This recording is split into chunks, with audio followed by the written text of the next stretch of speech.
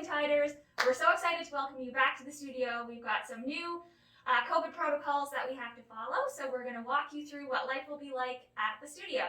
The first thing you have to do when you arrive is check the window.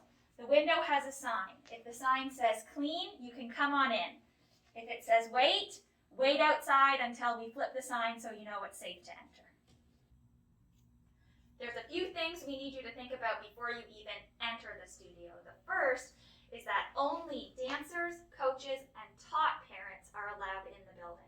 So think about how you're going to enter the building, who's going to help you get there, and how you're going to prepare.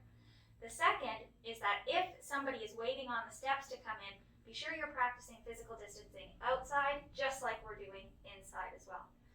The third is that you want to be as prepared as possible when you come in. So to help make class run smoothly, bring as little as you can. That means really your shoes, your water bottle, and that might be it. That might be all you need for class. For younger dancers, if you can put your shoes on before you come inside, that's really helpful. But make sure you've put something on over your dance shoes to walk from the car to the studio so we're not bringing outside muck in. So think about all the things that you need to bring and what can be left at home so that you're entering the studio ready for dance.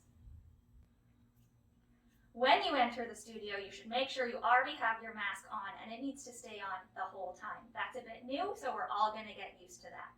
Next, you need to make sure you sanitize your hands. We've got sanitizer here right at our handy-dandy station, and then a coach will greet you and tell you what to do next. A coach will direct you to a physically distant seat in the community room or in the locker room. We've got them all spaced out so that everybody can have a seat. You'll need to leave all of your stuff that doesn't come into dance class at your seat. So that means your coat, your boots, and anything else that you've brought with you. You'll notice some seats have hooks along the wall to store your stuff. Some seats have extra chairs to put that stuff, and some seats on the benches have space for you to leave that stuff with you. So make sure that you leave your stuff in a nice tidy pile because there might be stuff from the dancer before you who's going to come collect it after their class is over. Another coach will help you enter the studio in a physically distanced, safe way. They'll get you all in a box. We've got our boxes all laid out on the floor. You can see they're nice and big boxes, and we've got the centers marked for extra safety. As you're coming in, you'll notice there's another class waiting along the mirrors, lined up waiting to exit.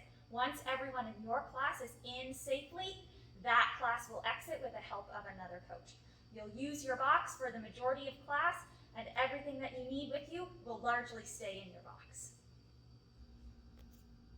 Okay, when class is done, a coach will help you collect your things and line you up along the blue X's on the mirror. I've got one down by my feet here. Everyone will line up in these physically distant spots and wait. So we're asking everybody to be a little bit patient because your class won't be able to exit until the next class is safely in. This was the best way to ensure nobody loses any class time while also making sure no classes overlap. Once the class after you is safely in, a coach will help all of you exit and will stand at the door and make sure young dancers meet their parent or find their ride safely.